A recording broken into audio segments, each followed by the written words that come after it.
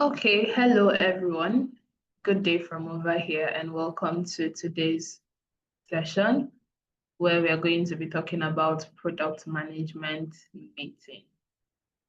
Right. So before we get into the technicalities and definitions, I want us to kind of set a tone, right? This session we are about to have is not just another product management lecture, it's a leadership conversation, right? You can call it a deep dive into a key ritual that either drives a product forward or keeps your team stuck in some kind of circle. The title on the slide may sound formal and a bit dry. It just says product management meeting, but what we're really talking about today is how you, as a product manager, get to communicate your product vision, how you get to set the pace, how you get to build alignment and create a space for real world execution. This session is about, equipping you with one of the most underestimated tools in your role, which is the ability to run a purposeful, results-driven meeting that moves the product forward and also moves the team forward. Now, let me be honest with you here, right? If your product management meetings are not adding value, you're wasting your time, right? Wasting time in product management is not a scheduling issue, right? It's a strategic risk. Wasting time means you're slowing down your developers, you're stalling your designers, or you're confusing your marketers. And you might also be frustrating your salespeople. All of that starts with the meeting room, right? Whether you're having the meeting in person, on site, or it's virtual, right? Your meetings are where you set your priorities. They're where you make your decisions. They are where you clear out your blockers, you uncover them and you clear them out. And your team energy is either built up or drained out in your meetings. Now, I want us to start by reframing how we see meetings entirely, right? Most people think meetings are overhead or they are some necessary evil, but for you, the product manager, the product management meeting is your battlefield, right? It is your dashboard, it is your mirror. It tells you what's working, it tells you what has been broken and what your next move should be, right? You're not in that meeting. You, as a product manager, you're not in that meeting to be informed. You're in that meeting to lead, right? That's the mindset that you should have, right? And it's the mindset I want to help you build today. You're in the product meeting to lead, not to be informed as a product manager. Now, think about this for a second, right? A company can have a brilliant idea, or they can have a good and amazing engineering team. They have a beautiful user interface, and still they fail because the left hand didn't know what the right hand was doing. I have seen products launched with features no one asked for. I've seen teams work on two entirely different visions of the same goal.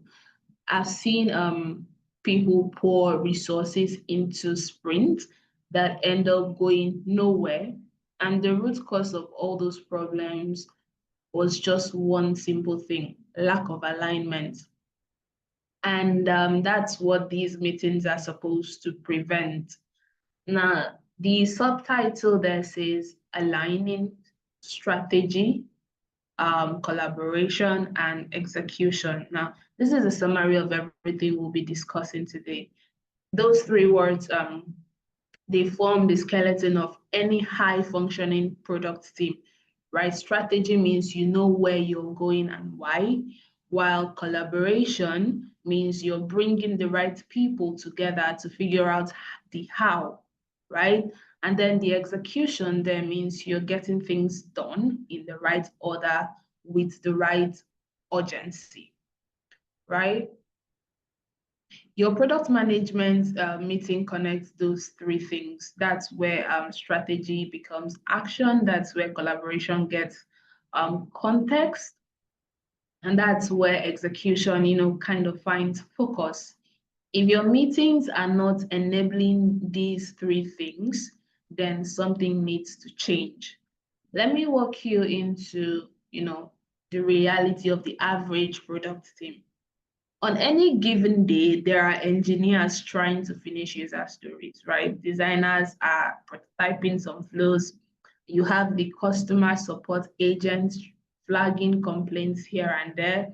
And then marketers are also on this other end asking for release dates. You have your leaders, right, expecting updates from you frequently. I mean, everyone is always moving, everyone is always working. But that doesn't mean they are aligned or working in alignment. In fact, more often than not, people are moving in slightly different directions at slightly different speeds, right? With slightly different understandings. That's how you have gaps, right? That's how friction gets built up, right? That's how sometimes, in most cases, you have resentment among teams, right? But today, I want you to walk away knowing how to design a product management meeting that, brings clarity and not confusion, right? A meeting that ends with, decisions but not debates, and also a meeting that kind of energizes the team, not one that drains them. And most importantly, a meeting that you, as a product manager, can own with pride and purpose. Now, over the next few slides, we'll break this down into key parts. We'll go from definitions to participants to structures to best practices. And I want you to kind of, as you're listening to me, I want you to kind of personalize each of these parts, right? So again, while this first slide is a simple title, I want you to see it as your new job description in disguise, right? This is what your team are going to be expecting of you when you call them into a room, whether it's for a weekly meeting or a sprint. Your meetings must align strategy. It must foster collaboration and must push through execution. That is your responsibility. And with the right mindset and skills, right, it's a responsibility you can carry with clarity and confidence. So let's get right into it. Now, what is product management meeting, right? Let me say this very clearly before we go far. A product management meeting is not a status meeting. If the only thing happening in your meeting is team members going around giving some vague updates, then you are not running a product management meeting.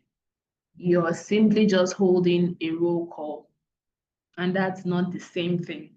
Now, I know your next question will be, so Ms. Hilda, what is it then? Well, a product management meeting is structured, it is deliberate, right?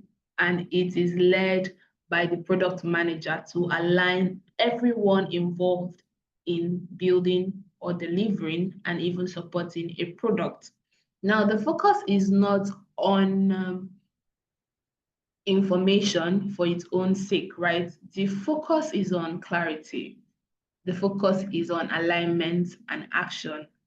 It is a ritual where different functions come together to ensure they are working on the right things in the right order and also for the right reasons, and with the right understanding of what matters most right now as well. Now, it's not just a chance to talk, it's a moment to kind of recalibrate, right?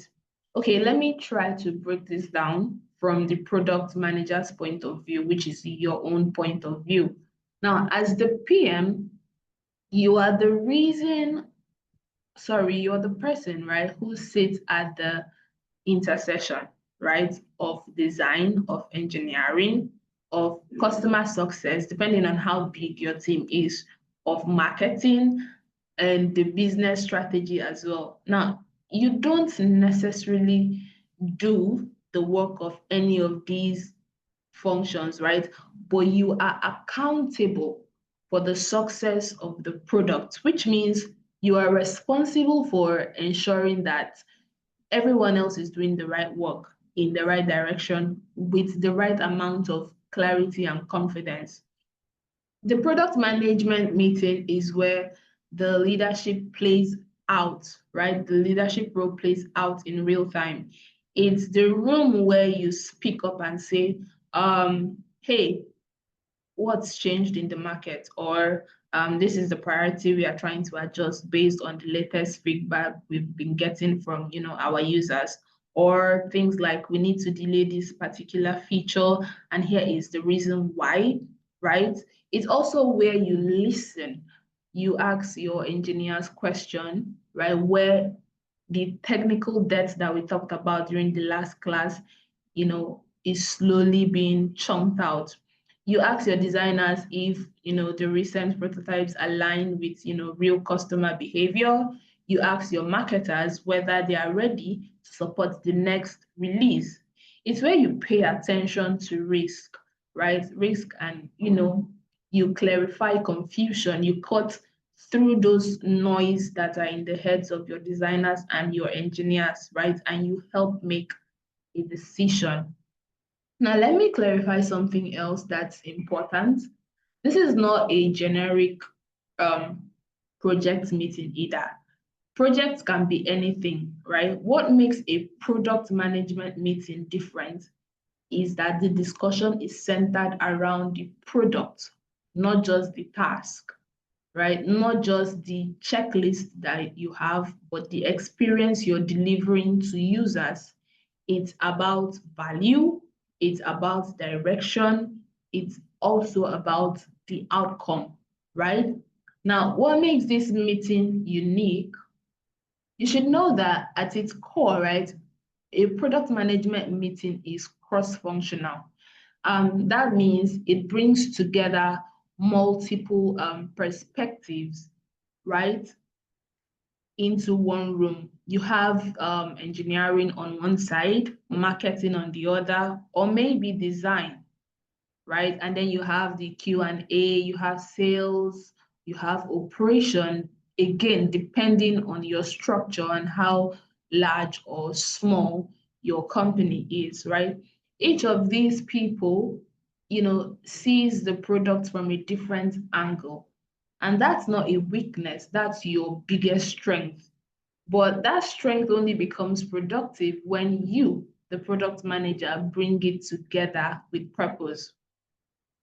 Let's say engineering is focused on performance improvements. Meanwhile, marketing is focused on a campaign about some shiny new features you guys are trying to bring out.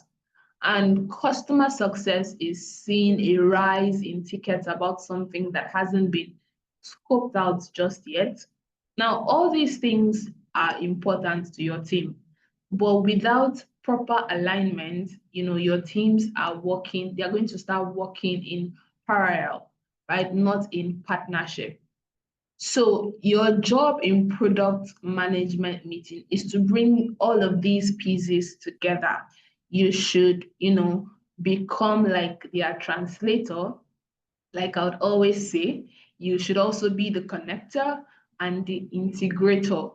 You frame what matters and what is important, and you highlight, the ones that are trade-offs, right? You help people see where their work fits into the bigger picture, and you make it clear what decision needs to be made today, not tomorrow, not next week, today, right? You give that to them, and you give that to them on time and in time.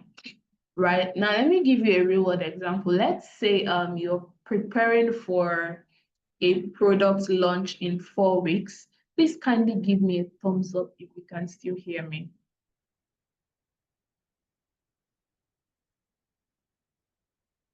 Okay, thank you. Thank you very much. So let's say you're preparing for a product launch in 4 weeks. The engineering team is somewhat worried they might not meet the performance standards. And you have the design team saying that there's one particular screen which is also key that kind of still feels confusing to them. And then your marketing team is asking questions like, when can they schedule their social media content, and when can they send out their email campaigns? And at this point, you're holding a product management meeting. Please follow me closely. How should this go? How will you go about this? Now, number one, right? And this is a question I would like for us to, respond to. Number one, do you simply say, everyone give your updates? Let's say with all of these confusions your engineering team and designers and marketers are having, right? When you come into a meeting on that day, do you just simply say, okay, everyone give your updates, right? And everyone gives their updates and gets gone? Or do you come in saying, hey team, here's where we are going today, right? We are 4 weeks from the launch. These are our top 3 objectives for this week. We need to resolve the screen design by Friday, get performance estimates from the tech team, and finalize our marketing content calendar. Let's address these one by one. So like I said, I need your response. Which approach will you go with, right? I need a hand. I need a hand. Which approach are we going to go with? Okay, Elizabeth, go ahead. Good afternoon, everyone. The second approach will be report. Everybody just gives their report and the day gets done. But when we go with the second approach, you kind of pick what needs to be done, what is time bound, the necessary things, you put it forward. So I think I would go with the second option. That's very beautiful. Thank you very much, Elizabeth. Olanike Mary, go ahead. Good afternoon, ma. Good afternoon. Yeah, I will go with the second option because it brings people together. They will know that you know what you are doing instead of just coming like that. Some people will see it as even look at the way this PM is talking to us. He's not talking to us. He's talking to us in a rude manner. Okay. Yeah. All right. That's another angle. Thank you. Chukwemeka, go ahead. All right. I think we'll all agree that the second approach would be better because the first approach, I think, will just bring up the updates from the various cross-functional teams. But you see, the second one will actually show that you, as the PM, is in charge of what is happening. You, at the same time, allow people to air their minds and you see what the challenges are. In fact, you're directing at that point in time. So it shows a whole lot. You know where you're going to your decision. You know where the end point is. You know what you want them to achieve. So you're actually guiding in as much as you want them to bring out whatever their pain points are. So I think I'll go with the second one. Thank you. All right, thank you very much. Okay, I think I'll stop there. The rest of us, please, let's drop our own on the chat, right? I'm going to read it out. Thank you guys so much for engaging. So that second version is what a product management meeting looks like we all agree. When led by a strong product manager, of course, right? It's not just, functional, it is directional. You don't walk in and wait for others to take charge when you are there. You walk in, even when you're not there, right? You also take charge by assigning somebody to stand in your stead, someone you know that will be able to, hold that mantle for you because you're not there, right? Until you get there or something, right? You walk in already owning the conversation as a product manager.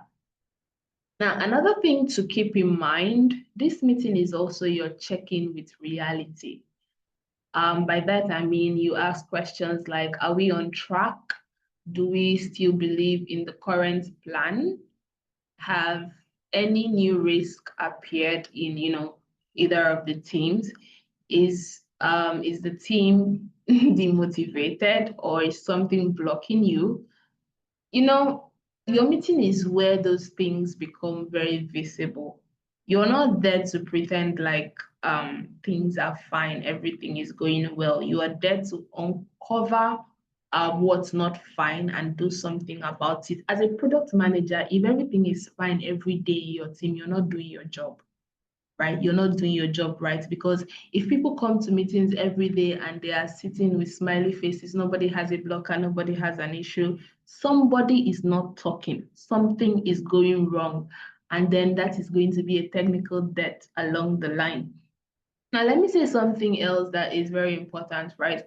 Product managers sometimes overcompensate by doing all the talking, in as much as it is great for you as a product manager to, be somebody that can verbally express themselves, right? And verbally urge other people to express themselves. But at some point, you also need to give other people a chance. Now, that's not what this meeting is about, right? This meeting is not about you just coming and doing all the talking, trying to overcompensate, right?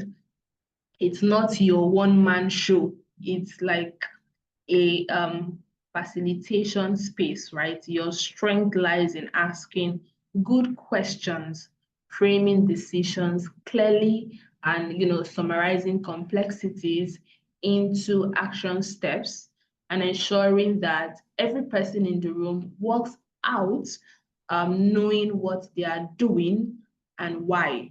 So here's a way I'd like to define it very practically, right? A product management meeting is a structured conversation where the product manager aligns multiple teams on the product's most important goals, right? Identifies current challenges, frames key decisions, and ensure clarity on next steps.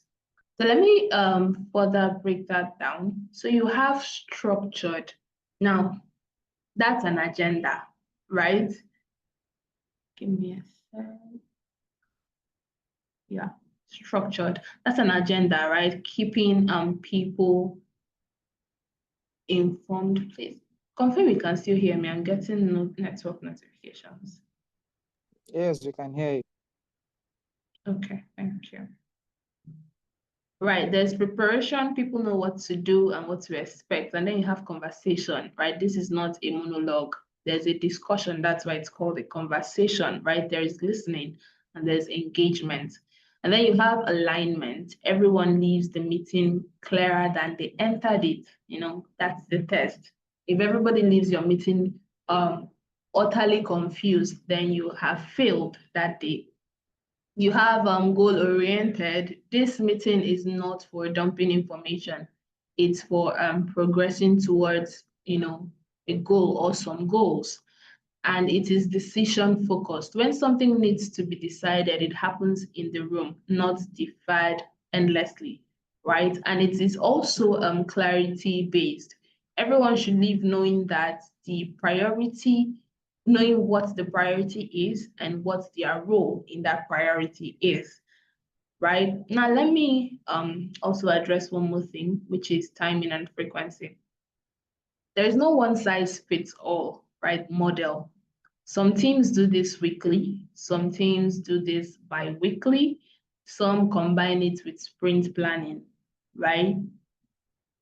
Some separate it. It depends on the product. It depends on the pace you guys are going out. It depends also on your team's size and the culture as well. Now, what matters most is that it is consistent, it is reliable, and respected. You do not want a team that treats your meetings like an obligation. You want a team that sees it as a source of purpose, a source of clarity and a source of focus, right? You might be wondering, how do I make my meetings feel like that? Well, we'll talk about structure in more details later, but it starts here, right? It starts with understanding that this is not a performative ritual, right? It's not a check the box kind of meeting. It's like a strategic tool, just like your roadmap, just like your backlog, and just like the metrics that you have. You should protect this meeting. You should prepare for it, reflect on it, and you should also try to improve, irrespective of how many times you have done this. You should always aim to improve, because how you run this meeting tells your team how seriously you take their time, how seriously you take your vision and the product's vision itself, right? So after this class, I want you to look at your current self, right? Or the current meetings that you're currently having, and ask yourself these three questions. Are they structured with purpose? Remember, I said that we're going to look at it from a product manager's POV, point of view. So now you need to be able to answer these questions, irrespective of what you're currently doing, right? Are they structured with purpose? Do they create real alignment across all functions? Or do they drive action and decisions? If the answer to any of those is no, you have, the knowledge right now and the perspective to change that. This is your space. This is where you show your team that, product management is not just a role, it is, a leadership role, right? The room is your stage as a product manager, permit me to use that, right? And your ability to guide it determines whether you're just coordinating your product and projects, or just, truly owning your product, right? Now let's talk about the people who should be in your product management meeting, right? And why? This might seem like a simple question, but it's actually one of the places where a lot of PMs get it wrong. They either overcrowd the meeting or leave out the voices that actually matters. And when that happens, you either waste people's time or make a decision in a vacuum, right? So I want you to think of the product management meeting like a round table, a strategic conversation where every seat is occupied by someone with something to contribute, someone who either builds the product, someone who shapes the product experience, takes it to the market, or influences the direction. That's how we are going to approach this. Now, the first and most obvious participant is you, the product manager. Now, let me pause here for a second, because this is somewhat bigger than it sounds, right?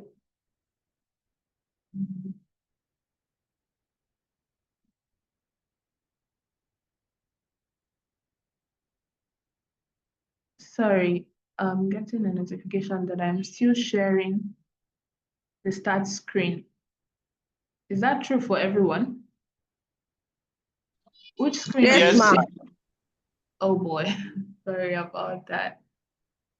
Let me stop share and reshare.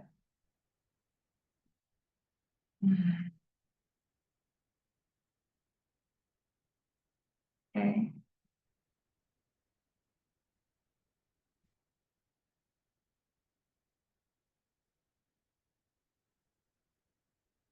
This is the screen you're supposed to be seeing. Please confirm that's what you're seeing.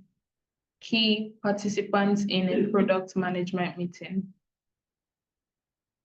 Is that what you're seeing? Yes, okay, thank you. All right, let's hope that doesn't happen again. Now, like I said, the first and obvious participant in this meeting is you, the product manager, right? Now, you are not just a participant, you are the facilitator. You are the one calling the meeting, setting the agenda, preparing the room, and you're also the one controlling the pace, and most importantly, creating space for clarity, disagreement, and resolution. Now, this is your room to manage. And I want you to take that very, very seriously. You're not there to impress anyone. You're not there to dump information on people, right? You're there to create alignment. And I'm going to be using this word a lot. You're there to create alignment. You're there to guide the team through confusion and move them towards proper execution. Now let's talk about the others who sit around the table with you. The first group is engineering, and they are not optional, right? These are people building the thing, the product, right? They turn your strategy into real codes, right? They bring your features to life. But here's the mistake that some PMs make. They bring engineering into a room only to give updates. That's not good enough, right? Engineering should be actively involved in the decision-making process because they also need the context, right? The context of your product. They need visibility, right? They need to understand not just what they are building, but why they are building it, who it is meant for, and the trade-offs that are on the table, right? When you include your engineers early and consistently in these kinds of meetings, right, you get faster decisions and you also get fewer surprises and better product thinking because whatever they are building, they are going to put their thought process into it, right? Because they are seeing the amount of effort you as a PM is putting into, putting together the strategy for that product, right? Now,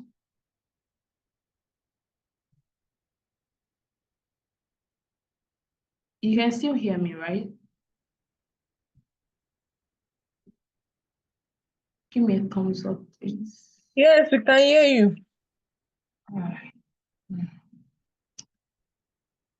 All right, so yeah, they get to know that they are building to solve problems and they're not just building because they are building, right? And they can only solve this problem well if you invite them into the room early enough. Now let's move to design, the design team. Now, designers are your bridge to the customer, right? They shape the user's journey and they translate your product functionality into human experience.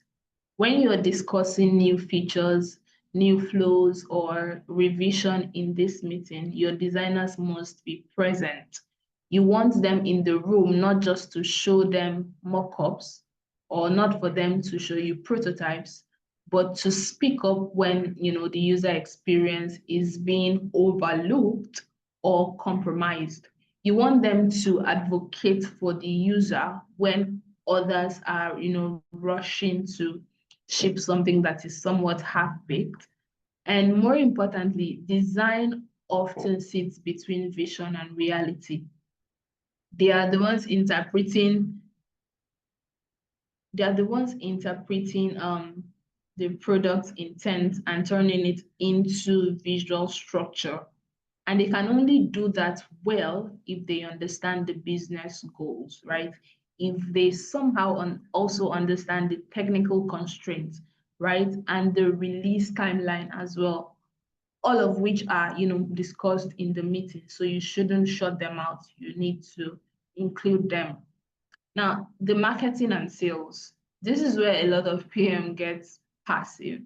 They see marketing and sales as an, afterthought, as people you loop in later, people you can say, oh, I'm going to pass that information on to them later, right? Once the feature is done. But that's a mistake. Now, these teams are your connection to the outside world, right? The marketing and the sales, they are your connection to the outside world as well. They know how your product is being perceived out there. They hear your customers' objections, and they understand, the market positioning for your product.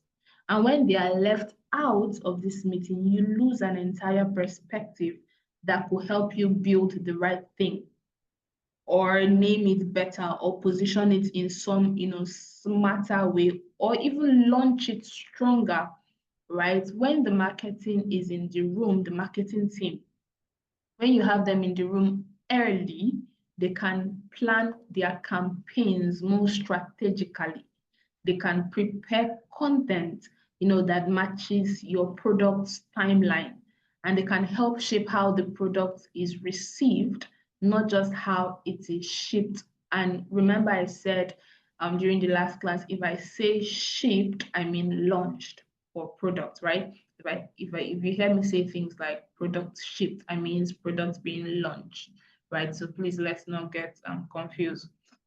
Now, sales too, even included, can offer immediate insight into what prospects are asking for, and they can tell you which competitors they are comparing your products to, and what feature gaps, right, are actually losing you some deals. And that is gold information that you need for your product, and it's lost, right, when you build without these people in the room. Now, if we're going further, who else should be in the room? Now, depending on the company, you work with and the size, you have customer support, right? Or customer success, because they hear the complaint and praises no one else, gets to hear and see.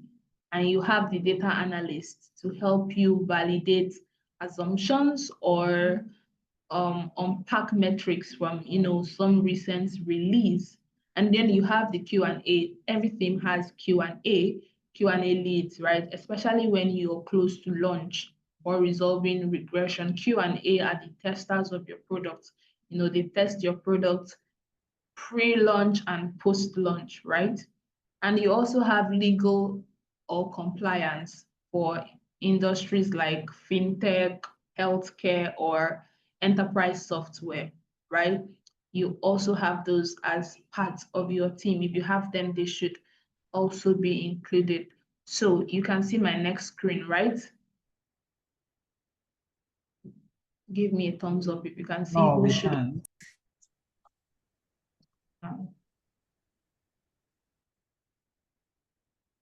Can you see it now? Yes, we can. Yeah. All right. I don't know why this is happening. Please, can you go a screen back? We're just seeing bad, something like bad. You're seeing what? We're just seeing something like just a red, is it plus sign or Yes. multiplication sign? That's what you're supposed to see, yes. Who shouldn't be in the meeting room, right? Okay, so That's, let me flip this. Is that what you're seeing? Who shouldn't be in the meeting room, right? yes, that's what we're saying. All right, that's correct. Okay, I said, let me flip this for a moment, right? Who shouldn't be in the meeting room? If someone cannot contribute to the discussion or will not be affected by the decisions you're going to take, they probably don't need to be there. Now, don't invite people just for visibility. Don't overload the room with executives, right, who will derail your conversation, stakeholders who will derail the conversations you are meant to have with your team, right? Don't turn this meeting into a performance. It is not a show, it is for alignment, right? But at the same time, don't hold secretive meetings where only you as a PM, or if you have more than one PM, where only the PMs and engineers make all the decision and then expect everyone else to follow. That creates, like I mentioned earlier, it creates resentment, right? It creates miscommunication and it creates friction. A good product management meeting has, the right voices in the room at the right time for the right reason. Right, let's talk about one more role that is often overlooked, which is often overlooked, which is the stakeholder. Right, sometimes, especially for critical launches or big bets, you'll need someone from the top leadership, right? Or an external stakeholder in the room. Maybe it's a VP, a client, or a partner. When that happens, your job as a PM is to make sure that their presence does not intimidate or hijack the room, right?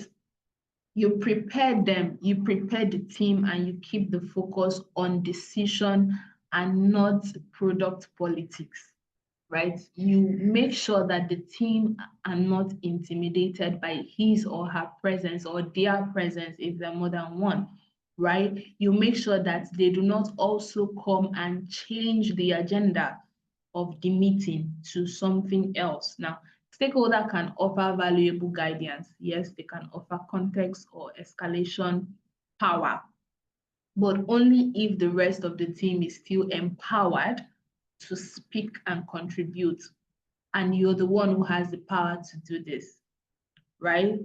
Now, here's a test. Before every product management meeting, please take note of this. Look at your attendee list. That means you always have to make a list, right? You need to look at your attendee list and ask, does every person in this room have something to contribute or gain? Is everyone, every key perspective on the product life cycle represented? Am I giving each participant enough context to be valuable? If the answer to any of these is by any chance a no, change the list, update the list, make adjustments. Your role is to make the room functional, not full, right? You do not need crowd, you need a functional team. Because when the right people are present, your meeting becomes a hub of intelligence. You get technical input, user empathy, you get business perspective, and go to market readiness all in one place, all in one room. That's the power of building in public with the people who make your product work from every angle. And one more thing, participation, right? It's not just about presence. Just because someone is in the room doesn't mean they are engaged. As a facilitator, you must learn to pull people in, right? Ask questions like, what do you think? That's a question that engages people's thought process and brings them back to you, right? What do you think based on your experience, with the last launch, based on your experience with this, based on your experience with, you mentioned the person's background. Now, does this scope make sense from a design flow perspective? You target the designers, you keep them hooked, right? What's your view on how customers might react to this? You target the people that interact with customers. Are we creating new support burdens with this release? You target the support team. By actively engaging each participant, you signal that their role matters and that this meeting is not just for you to talk, it's for the team to move forward together, right? Now, these may look like, some simple list of rules, right? What it really represents is the ecosystem you manage as a PM. These are your collaborators, these are your partners. They don't report to you, but they follow your lead and how you bring them together in this meeting. It says everything about the kind of product leader you are becoming. Now, I have switched my screen. Can you see the new screen? Structure of product management meeting. No, ma. Okay. Can you see it now? Yes, you can see it now.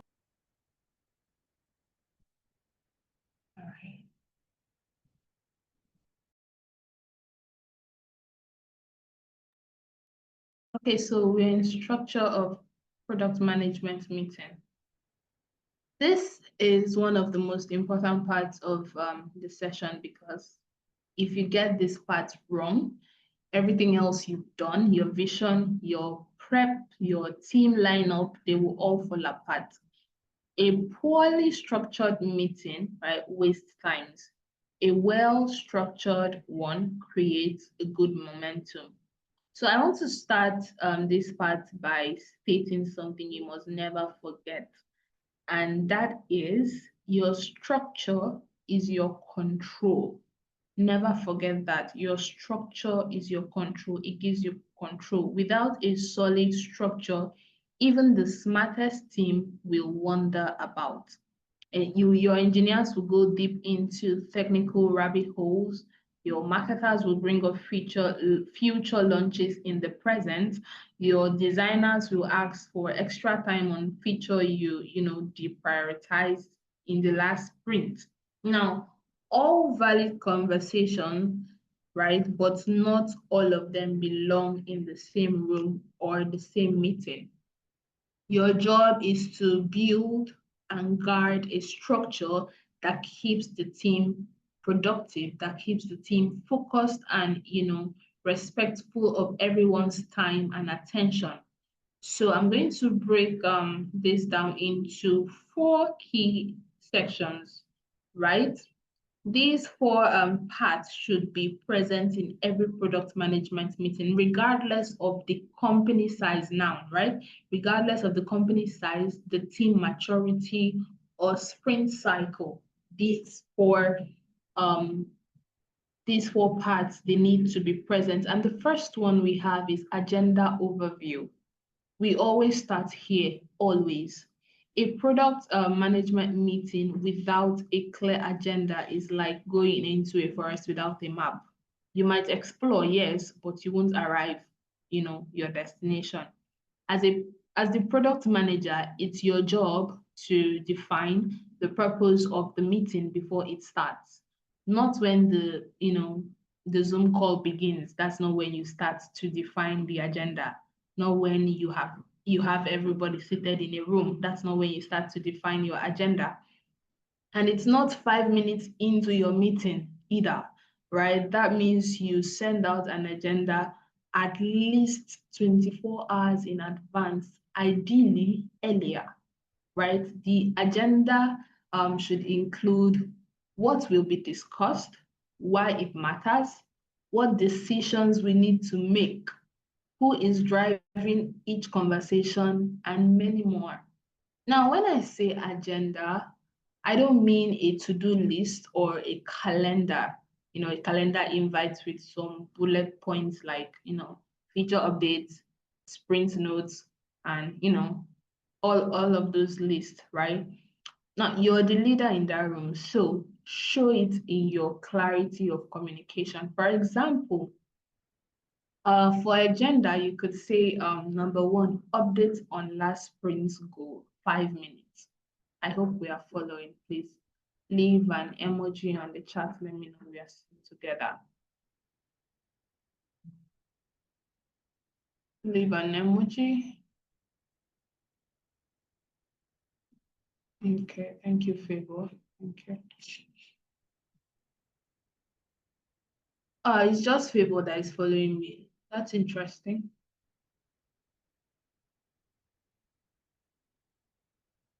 Okay, I have 2 thumbs up. Good, good. Thank you guys so much. Please let's engage. So I said for agenda, you could say updates on last sprint goal, 5 minutes. Design feedback for user onboarding flow, 10 minutes. Discuss customer complaints from the last release and potential fixes, 15 minutes. Finalize release timeline for version 2.1, 10 minutes. Action item and next steps, 5 minutes. Now, see how this helps everyone come prepared. All of these things that you have mentioned, the person who is going to give an update on the last sprint goal, that will probably be you as a product manager. Design feedback for user onboarding flow, your design lead could do that. Discuss customer complaints, the customer support people, and then the rest of the thing. It helps them come prepared. It sets expectation, right? It focuses energy, and it signals that you respect people's time. Allocating that time, it means you respect people's time, and trust me, that matters. That is very important. People are busy, right? If they see that, okay, this person takes my time seriously, the next time we call for a meeting, they will be there because they know that you're going to respect their time, you're going to do what you're supposed to do, and they are going to leave in time, right? In the room, spend no more than 2 to 3 minutes walking through the agenda.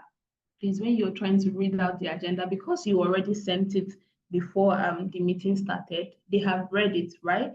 Now, coming to talk about it again for an extra 10 to 20 minutes doesn't make sense. So spend no more than 2 to 3 minutes walking through the agenda.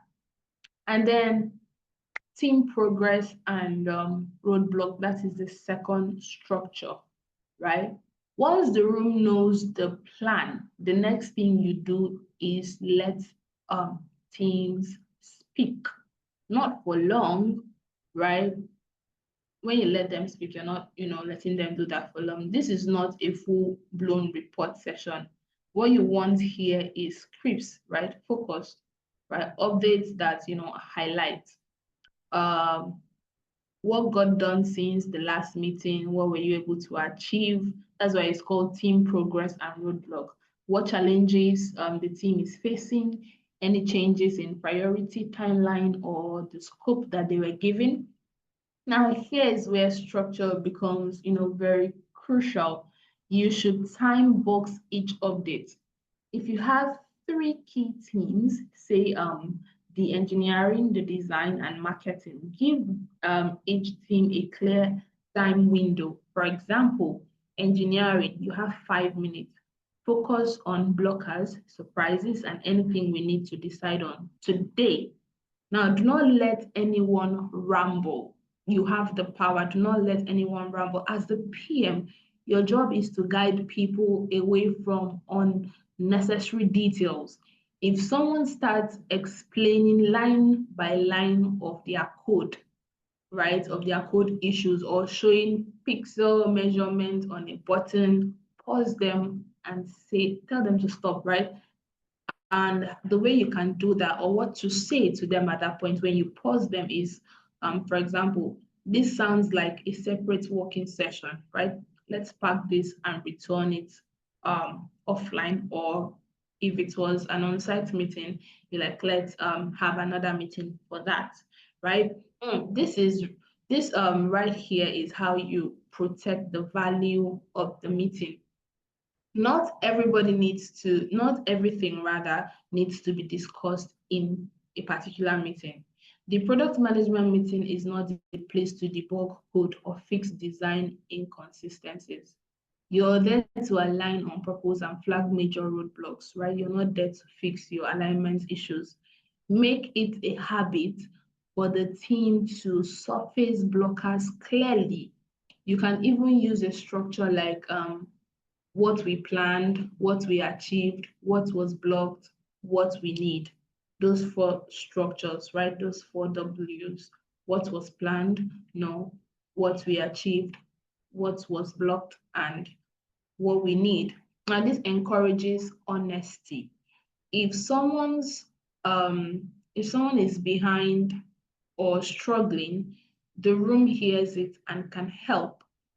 If everything goes smooth, it builds confidence, right? But don't let this section become don't let this session become a group therapy. Not because I said that if somebody is behind or if somebody is struggling, everyone can help. It doesn't mean it has to become a group therapy, right? A group therapy session. You're not there to fix everybody's problem in the room. You're there to identify what needs fixing and assign the space to fix it later, right? Assign the space to fix it later. Okay.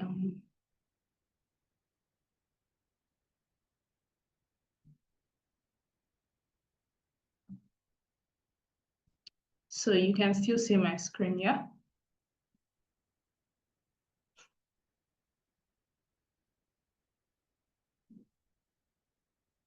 Okay, so yeah.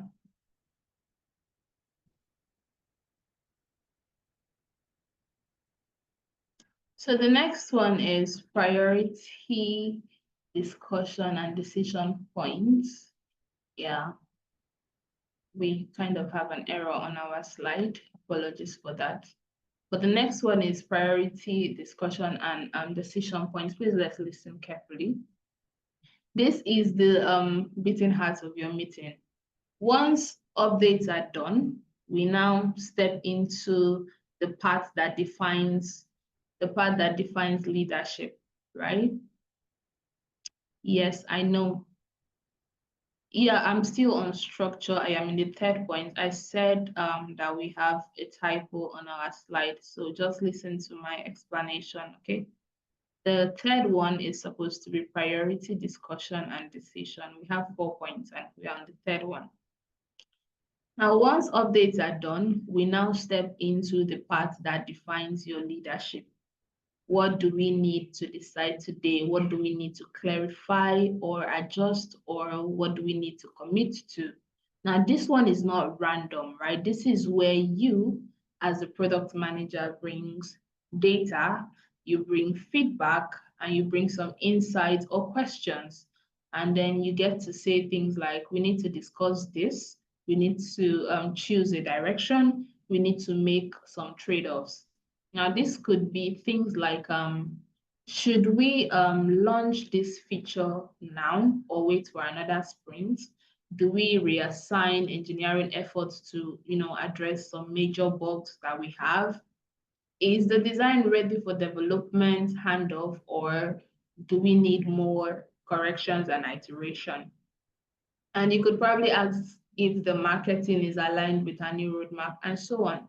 If you don't have at least one decision to make per meeting, then your meeting might be too passive, right? Your meeting should be a place of movement, not just maintenance, right? To run this part effectively, frame the issues very simply, state what's at stake, invite key voices, drive towards a resolution. And here's the most important part: do not leave things hanging. Do not let people walk into the meeting and walk out with confusions in their minds, right? If a discussion ends without clarity, you need to be able to say, what's the next action? Are we delaying this? Are we revisiting it offline or in another meeting? Or who owns the next step? End it with a decision or a path towards a decision. That's what makes your meeting meaningful and powerful, right? Now, this is where most meetings die, which is the next one, that is recap and action item, right? Apologies that we don't have that on the screen. The next one, the fourth structure, is recap and action items. Now, people spend 50 minutes talking and then everyone logs off, or everyone goes back to their respective office confused, misaligned, or unsure of who is doing what. And then the PM wonders why nothing is moving forward. So here's the rule: the last 5 to 10 minutes of your meeting should be, separated for review. You, right, not someone else. You should be able to, walk them through what was decided, who is doing what, when it's due, what's rolling over to the next meeting, and so on. So here's an example. Let's say after the meeting, maybe the meeting is ending in the next 5 minutes or in the next 10 minutes, you should be able to say, okay, everyone, so here's what we've agreed. The engineering team will fix the search bug by Thursday. They should be done. The design would update the onboarding flow, and hand off by next week, Tuesday. The marketing team will prep for, a tester email for feature X by Friday, and so on. And then you would say things like, we'll revisit the analytics dashboard discussion next week. So now you have basically summed up what you guys have discussed in that meeting. So the next 5 to 10 minutes before people leave the meeting, they have a simple, clear, and no fluff, action item of what each and every team will be working on.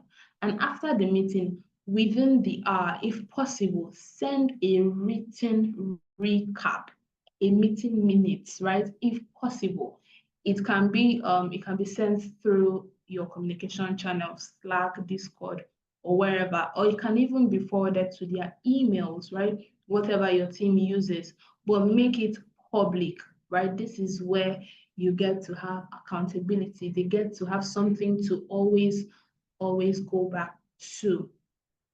They get to have something to always go back to. So I'm sharing another screen.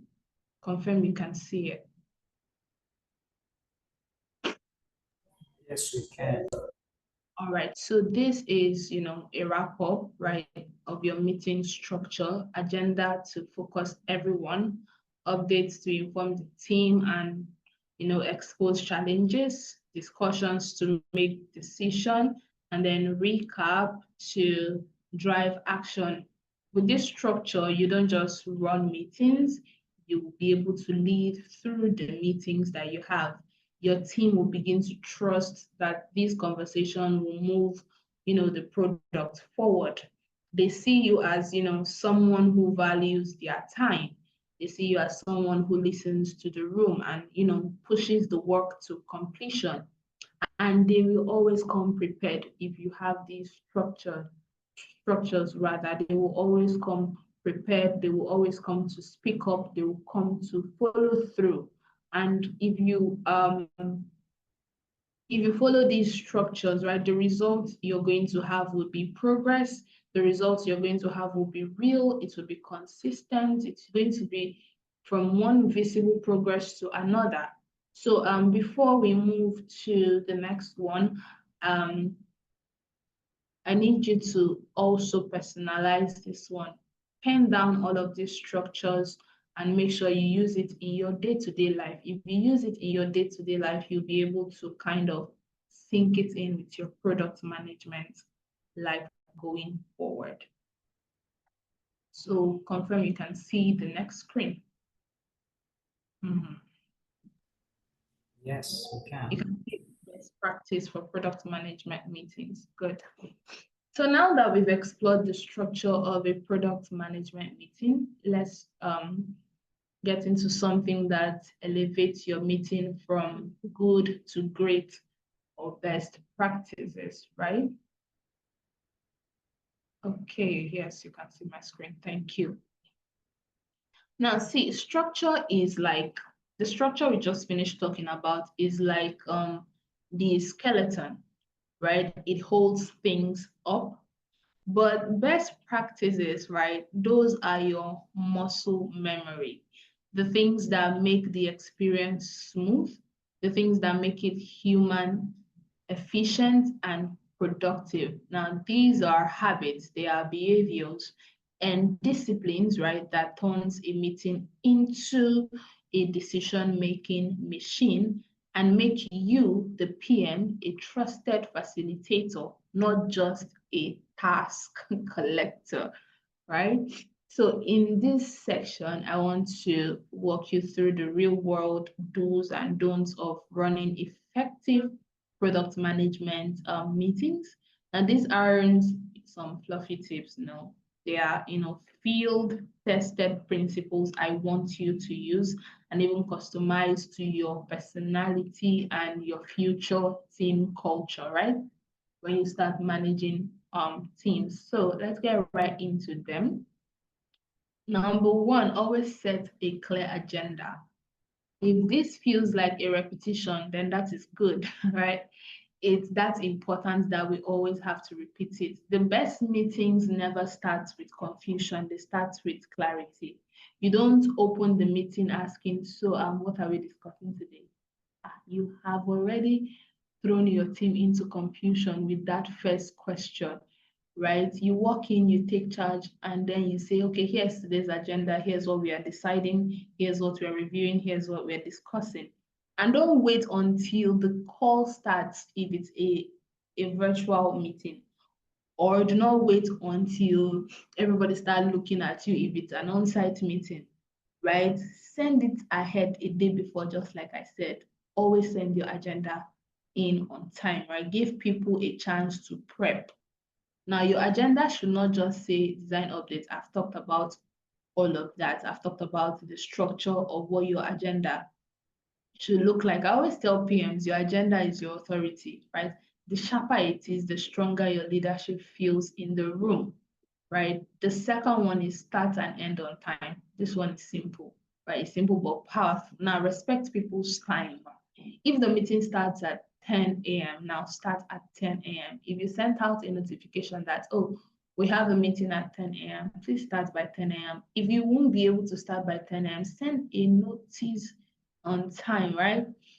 Start at 10 a.m., not 10:06. While waiting for the, stragglers, if it ends at 10:45, wrap at 10:43, not 10:50, because we are almost done. Be disciplined. Be disciplined enough. Tell your team, okay, this is the time we are supposed to end and end at that time. Now, here's why all of this matters. When you start late, you set a tone that punctuality doesn't matter, right? When you run, over, you burn people, you also burn their trust, right? You also tune them out, and they will stop attending. They will always take permission, and they will always, be absent and all of that. Time discipline says, I came prepared, I value your day, I keep things tight. This meeting has a flow and it has a momentum. It is called time discipline. These are the time discipline rules. Now, you'll be surprised how many meetings lose energy halfway because the PM never practiced time awareness. So watch the clock, please, PMs. Keep an eye on transitions. And if something is dragging, I need you to be able to tell your team, let's take this into another meeting, or let's take this offline. I want to keep us on track, right? Don't apologize for that. That is leadership. Matter of fact, if you do not do it, that is when you should apologize. That is called leadership. You need to be able to know when to stop. Look at your team's expression, their body language, and so on. And you need to know when to put a stop on the clock, right? And then the third one is keep updates concise. You don't need a 10-minute explanation of how a button was moved by 6 pixels, right? You don't need that. Train your team and yourself to report progress in a very well crisp, structured way. Now, here's a simple format, right? Like I said, what we did, what is next, right? What's block? You say your last 24 hours, your next 24 hours, and this is the block I had, and then what decisions we need you to help us make. That's very simple. For example, we completed backend integration for feature or feature X, right? We'll test tomorrow and move toward staging by Friday. The only blocker is delayed testing bandwidth. We need to decide if we shift our timeline or reassign resources. Finished. That is a report. Now that's a 20-second update, that gives the whole room context. Now, long-winded updates waste time and lose the room. If you see that happening, please step in respectfully as the PM and say, let's capture that in notes or take it into a working session, because some persons do not know how to differentiate from a report and a working session. But let's cover that in a note or take it into a working session. Right now, let's keep the update very strategic. Now, you're not being rude, right? You're not being rude. You're protecting the meeting's strategic value. Everyone appreciates that, or everyone will appreciate that in the long run, right? Okay, the next slide is up. Confirm you can see it. It's still best practice, but yes, you can see it. okay. Now, encourage active participation. This is a big one and one of the most overlooked. I think I tried to explain it when I was talking about structure. Now, participation is not just about being in the room, it's about speaking up. It's about asking questions, disagreeing with some decisions, and professing solutions. So if your meeting feels like one person talking and everyone else is muted, something is off. That is not collaboration. That's a podcast or a broadcast, right? Now, here's how you can fix that. As ask your team directed question. I think I gave that example already. Ask the design team what they are feeling. Ask the engineering team what their technical risk are.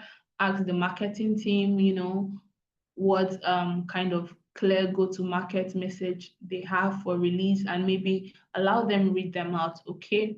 And leave space after decisions for people's reaction. You have control over what you are going to say. As the PM, you do not have control over how people will react to the things that you have said. So always try to leave space or leave room after decisions for reaction. Don't just say, okay, we are moving forward, right? Now, say something like, before we finalize this, anyone seeing risks we've missed? Does anyone see that, okay, this has a potential of risk, or does anyone have any better idea, right? At least, even if you're not going to absorb it into what you're doing, it helps the team feel included, right? It helps them feel that, oh, my voice being heard is important. Invite, all those quiet voices. There are people that get into a meeting and they do not really speak out. Invite them. If someone hasn't spoken at all during the call or in a meeting, now call them in gently. Hey, let's use somebody in the call who hasn't spoken. Let's just say, hey, Mercy, right? I know you've been tracking this feature. Do you think there's anything we are overlooking? Now, you're not directly attacking them or directly telling them, oh, you've not said anything during the call, right? You're kind of asking them a question and this gets them included. Now, this not only increases engagement, it surfaces better thinking, because when you build the habit of active participation, people stop waiting for direction and they start contributing perspective. It also builds, psychological safety. The idea that your meeting is a place where people can give honest input, right, is something that can, just change people's psychology. And then we have document outcomes and next steps as the fifth one. We said this in the structure section, but it needs to be reinforced, right? Here as a practice, not just a step. You must summarize and share every single meeting. Without documentation, there's no accountability. People forget, details get twisted. But if there's a shared document, if there's a shared message somewhere in Slack or on Discord or Notion, if there's a post that is aligning what was discussed during a meeting, what was decided, what you guys still have pending, and who is supposed to do what, and things that are due and the days that are due. When there's no ambiguity, everyone knows what happened, everyone knows, what is next. There's no ambiguity, so the team is going to be very well aligned. As a PM, you don't have to be the one writing every word, but you do need to own the responsibility of making sure the summary gets written, it gets shared and saved somewhere the team can always have access to, right? You can assign somebody, hey, you help me with the meeting minutes, or if it's a virtual call, we have tools that can help you do that, right? You have tools, and we're going to talk about that as we progress in this course. We're going to talk about tools that can help us, automate our processes, right? And make sure it's not buried in chat history. When this document you're putting together, make sure it's not buried in some group chat history, right? Store it in a central system, create a recurring document. Use clear bullet points, tag people, add dates, add links to related issues they are supposed to work on, and make it very useful and make it a kind of document that they cannot go a day without going back to open it, right? It creates that traction. They cannot go a day, something should always pull them back, right, to that document. So you have to make it a living, breathing, agile document. Now, trust me, this one thing, documenting, is something that can help your team go forward, right? It will make your meetings twice as valuable, and your follow-ups are going to be very easy because you have everything written out. You can see it clearly that, okay, this person has not done this, or this team has not done this, right? It makes your job somewhat, easy to track. What to avoid, anti-patterns. You can see that, right? Yes, we can see it. Thank you, Chukwemeka. Now, let's also cover what you need to avoid. We've covered what to do. Let's cover what to avoid, because best practices are not just about what to do. They are also about what not to do, right? Now, don't let meeting drag beyond time. I have mentioned this, but let me just reiterate. Don't allow one person to dominate the room, right? Don't turn the meeting into status check theater, right? Don't go into meetings unprepared. Don't say, let's follow up, and then forget to actually follow up. Don't avoid tough decisions because you don't want tension in the room. You need to learn how to call people out with love as a PM. You need to be able to tell this person, oh, you didn't do this right. You didn't do this right. I'm not happy with you. And you need to know how to do that. Set your tone right. Set your pace right. Do it in a way that people, as a PM, you're a psychologist, do it in a way that they will end up feeling guilty and go back to do that thing. Right now, don't cancel meetings without communication. Don't invite people who don't need to be there. Each of these behavior chips, right? They are behavior chips. Always trust it, right? And your job is to build culture where none of this survives. So best practices are the rituals of effectiveness. They are what your team start to expect from you. And over time, they become habits, that are baked into your organization. Collaborate, that's the people you're working with. And when your meetings are consistent, when they are efficient, when they are respectful and decision-driven, something powerful always happens, right? Because people don't dread your meeting. You see, people are excited about joining your meeting. They are excited about coming to your meetings, right?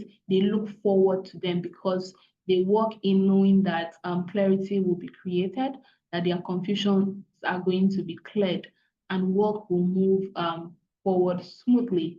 That's what great product manage. That's the kind of atmosphere great product managers create.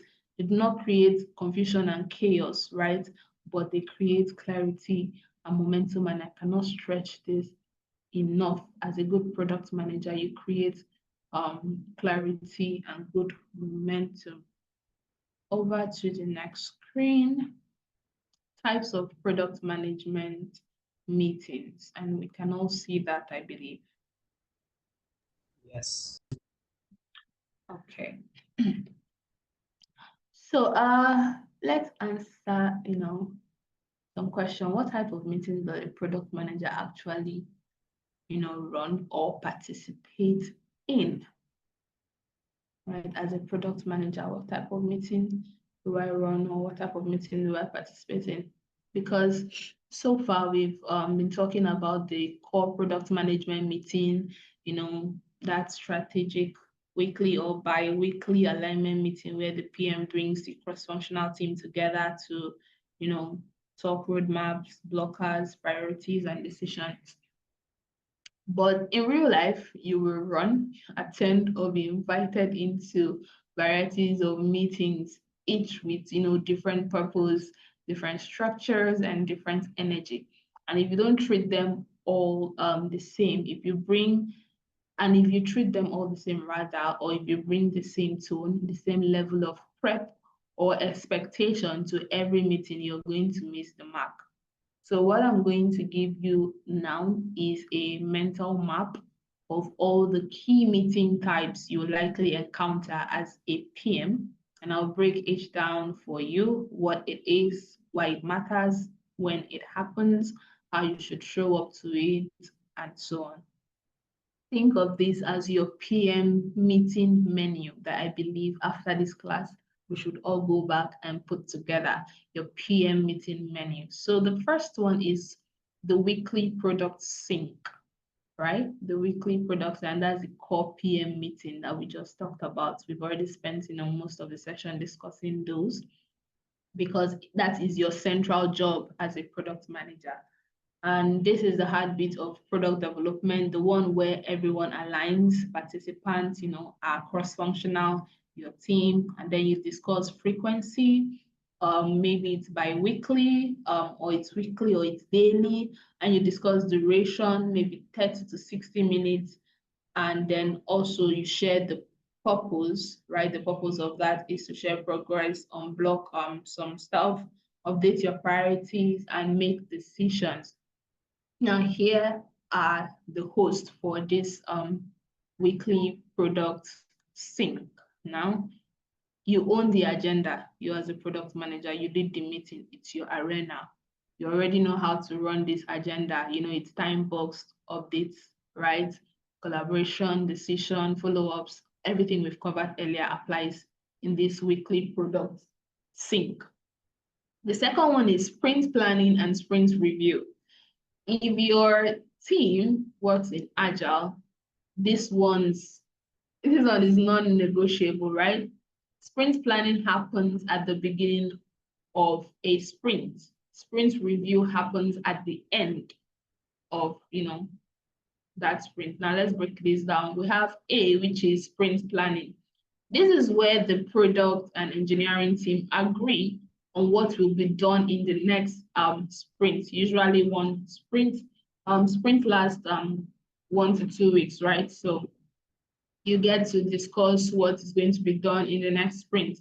And the participants for this particular sprint that's the sprint planning. The participants for these are the product manager, the engineers, designers, and then if your company has a scrum master, of course, the scrum master should also be a part of that. And then the duration for the sprint planning, it varies, right, depending on the kind of product, but we have from 60 to 90 minutes, right? And the purpose of sprint planning is to define sprint goals, review backlog, commit to deliverables. Now, that is the purpose of sprint planning.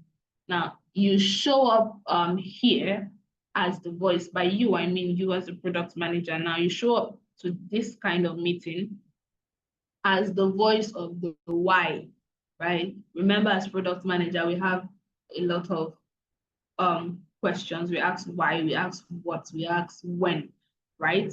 So you show up here as the voice of the why. You're not just, you know, there throwing tickets into Jira. You're helping the team understand the intent. By Jira is a product management tool, by the way. So you're there to help your team understand the intent behind each task. Now, this ticket exists because our users are struggling with onboarding. Here's the data, here's what we're trying to fix. That's what you're going to relate to your team. Now, you are not going to relate this to, you know, micromanage the how of how they are going to build. You're prioritizing the what, right? What gets built and why it matters. And then you have the B, which is sprint review. Remember, we said sprint planning and sprint review. So now you have the B, right? This happens at the end of the sprint. It's where the team demos what was built and reflects on what was delivered versus what was planned. Now I'll take that again. Now, sprint review This happens at the end of the sprint. This is where the team gets to demo what was built and reflect on what was delivered versus what was planned. Now, the participants for this particular meeting are the same people that were present in the sprint planning, right? The duration for this one could be maybe 30 to 60 minutes, right? And the purpose for this one is to showcase completed work, also to gather feedback and close that particular sprint, right? You come there, showcase what has been achieved in the sprint, right? You gather feedbacks that you have gotten, and then you close that particular sprint because the purpose of it has been, achieved. Now, this is your chance to celebrate your small wins and observe reaction. If something did not go well, you explore the why, right? If something impressed your users at this point, you learn why it impresses them or why it worked. Now, you can also bring in stakeholders to review live builds or the prototype, right? Just to create visibility and build some trust in their end, right? Okay, on to the next screen, which I believe you can see, right? Yes, we can see that now. Okay, Yes, we so can see it, ma'am. thank you. So yeah, the third one is stakeholder update meeting. Now this one is slightly different. This is not about sprint task or some bug tickets, right? This is where you kind of zoom out and communicate strategy, communicate progress and risk, to people who don't build the product now, but to have, some stake in the product success. And the participants for this type of meetings are your executives, your business leads, your marketing heads, your customer success managers as well. So these are the people that attend, the stakeholders update. And the frequency for this particular meeting could be monthly or quarterly. It is not like other ones, right, that you want to have weekly, right? And the duration for it is like 30 to 45 minutes. The purpose of this would be to share progress, roadmap, business impact, and then it also highlights the support that you need because they are the stakeholders, they are the ones supporting either financially and otherwise, right? Now here, your language changes a bit, right? You don't go in there saying, we fixed 14 bugs and we optimized so and so. No, you go in there saying, our activation rates jumped 12% this quarter, right? The new onboarding flow is like seeing a 30% higher conversion. We are on track for October launch, but we are hitting a bottleneck in the Q&A. Do you see the difference between this particular presentation and the other ones? Let me know you're still with me. Can you see the difference? Yes, we can. Yes, we can see it. Okay. So now this is storytelling. This is business storytelling, right?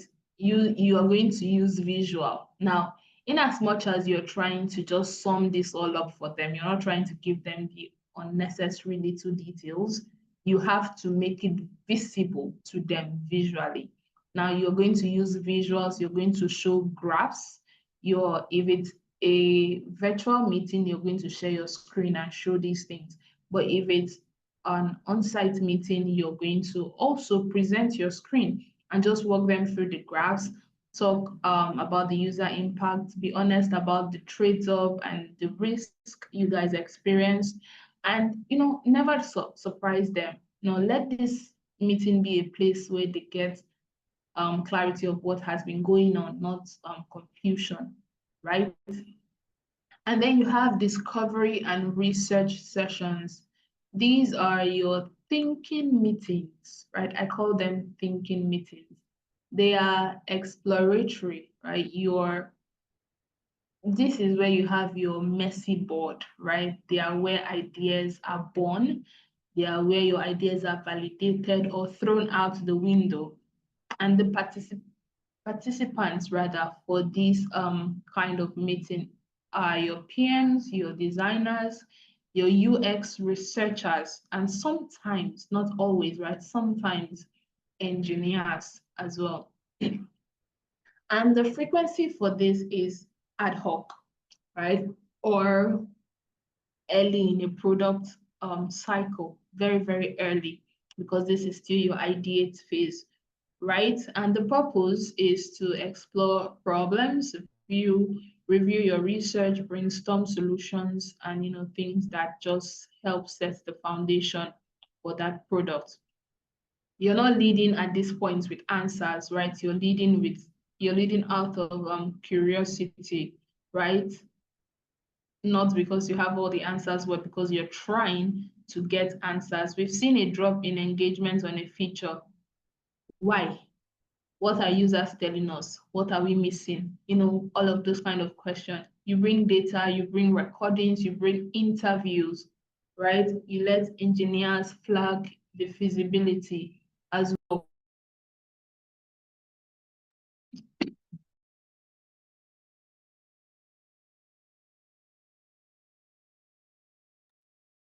Now, your role here is to facilitate the exploration without jumping to solutions, but you are here to keep things grounded, right?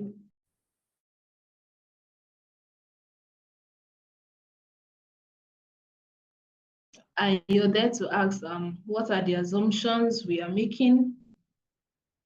Do we know this is a problem we are solving or a problem worth solving? And what is the cost, of not solving this particular problem?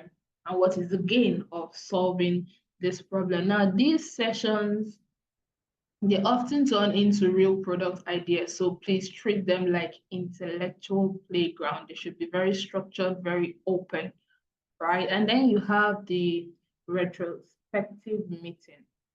Now, this retro is not about the product now, it's about the team, right? It's where you look back on a sprint or project and ask, how did we work together and how can we do it better, right? How did we achieve this together and how can we improve in it? Or how did we not do this right and how can we improve? Now, the participants for this one are the core delivery teams, your PMs, engineers, designers, Q&A, the core people. And the frequency for this is end of each sprint or monthly. You could have this once a month or end of each sprint. Let's say you have sprints twice in a month. So you can have this meeting twice a month. And it should last for like 45 to 60 minutes. And the purpose of this is to reflect it, to improve process and, foster your team's honesty. Now, the format for this can vary, but one classic version is what went well, what didn't, what do we want to change next, right? As the PM, your job is not to defend or deflect in this particular meeting. Your job is to listen. It's to invite real feedback and to model some vulnerability, right? And by that, I mean, you should not be ashamed or feel too proud to tell them, oh, I think I overlooked this sprint. I'll do a better job, setting expectation next time, right? It doesn't take anything away from you. And it can even give you their respect, right? Now, retros are how trust is built. It's where team cultures get shaped in most cases. Now, a pro tip, right? Keep a retro log. Over time, right, document where you're tracking reoccurring themes. You'll spot patterns faster than having them in your memory alone, right? Just take that pro tip. Now, the next one is one-on-one, right? Or check-ins. Now, these are quiet power meeting that builds real relationships. Now, they are not just about work, they are about the person. Please hear me. They are called one-on-one sessions, right? This is not just about the work now, this is about the person. And the participants for this is you as the PM and one teammate.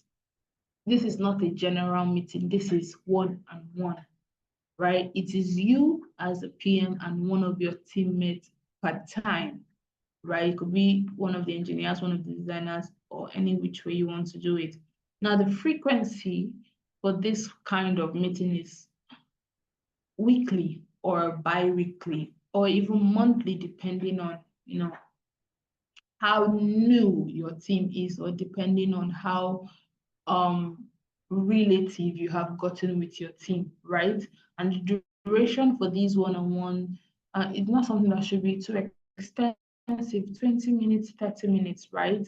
And the purpose of it is to build trust, is to check in on your team's morale and also give them a space to surface some concerns, right? Privately, their concerns they might not be able to share in a public meeting, but over there they might, be able to share these concerns with you, right? And here's what makes one-on-one so valuable. People get to speak honestly when it's just you and them, and you also get to catch issues early because it's just the two of you. You're not looking at so many people or so many faces, and you're not distracted with so many things. You become a better listener and a better leader. Now, don't just make this particular one-on-one. That is why it's called a one-on-one. Don't make it about updates. Now, ask some somewhat personal questions like what has been frustrating you lately. Now, that is generic. Allow the person to decide how to answer. Don't give them a guiding question. By that, I mean, don't ask them a question that is already telling them the kind of answer you want to get. When you ask somebody, what's been frustrating you lately? Now, that is so broad that the person would either answer from the aspect of work or answer from the aspect of their personal life and stuff like that. Ask them, where do you feel blocked? That is also a generic question. You're not boxing them into where they are supposed to answer from. Now, how can I support you be better, right, as your PM? How can I help you? Ask questions like that that helps them, makes them feel that you care about their well-being as a human being and as a team member. Now, use these sessions to understand what your team really needs, not just what their ticket says. This is how retention happens, right? This is how loyalty is built. One genuine one-on-one, right? You can still see my screen, right? I have moved to the next one. Yes, we can see it now. Yes, All ma'am, you right. can see it. Thank you. So emergency or hot fix meeting, these are hopefully rare, but when things break, this one becomes very urgent, right? This is one meeting that if something goes wrong and your design team or your engineer, they need to quickly get you on a call. They need to, quickly get aligned. That is why it's called an emergency or hot fix meeting. Now, the participants in this varies, right? You could have the engineers, the PM, the Q&A, which is often the engineers and the testers, because maybe the testers, let's just say you're about to have a demo with a client, right? And the testers are discovering new bugs in what the developers has built. So they are going to quickly come to the PM. Okay, these are the issues we are having. And the PM will now, reach out to the engineers. Let's get on a call and let's try to fix this before it's time for our demo. This is very, this is a very tricky situation that happens. And, as a PM, you get to see this a lot. And the frequency for this is also ad hoc, right? It's not fixed. Now, duration, they're not, usually long, 15 to 30 minutes. And the purpose of this is, critical issues, to assign fix, to communicate some impact and so on, just to basically get alignment. Now, you don't follow a fancy structure here, right? You just jump in, you diagnose, and you align. Basically, this particular emergency hotfix is to just get the product to work before you launch or before you do a demo. A production bug is, blocking all your user logins. Now, this is another example, right? We've reproduced it. Who is going to fix it? We can patch it, right? If we cannot patch it, we move something else up. Now, you're not assigning blame at this point. This is not the point where you're asking, why didn't you do it? Or what took you so long? This is the point where you're trying to calm everybody, because at this point, their nerves are high up there and they are nervous. They are trying to fix this issue. So you're not throwing blame around at this point. You're trying to salvage the situation. Now, once the issue is patched, follow up with a short debrief, right? Follow up with a short debrief. What happened? Why did it fail? What are we going to change to avoid this kind of thing happening next time, right? This helps your team build some level of resilience, and they get to learn amidst the confusion and chaos, right? So whichever hat you're wearing in each one of these meetings, right, they all serve a different purpose, and in each one you show up wearing different hats and different shoes. In the product sync, you are the facilitator. I'm just doing a quick recap now. In the product sync, you're the facilitator. In the sprint planning, you're the voice of the priorities.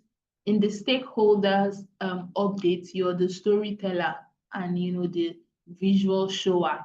In discovery session, you are the investigator.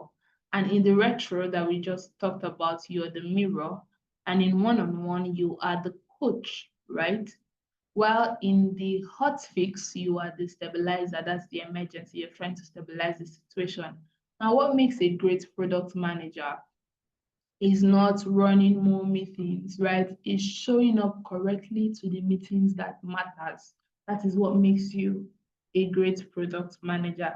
So take this list, reflect on which ones you already know, right? And the ones you're already using in your personal life, because I believe that in one way or another, we are leading something, right? Just reflect on them, and it is going to do you good. So we have come to the end of today's class, and this is time for questions. Do we have any questions? Any questions? You know how we do it. If you have a question, you have to raise your hand and I will call you.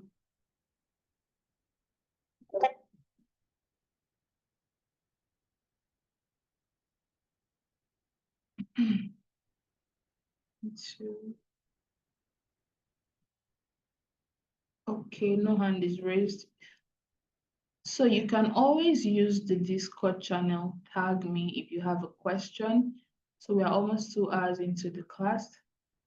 So you can always tag me on Discord if you have a question about whichever class that we have, had. That is not a problem. So thank you guys so much for being a part of today's class. I really appreciate you. And yeah, let me quickly stop the recording so that we can talk about some other concerns.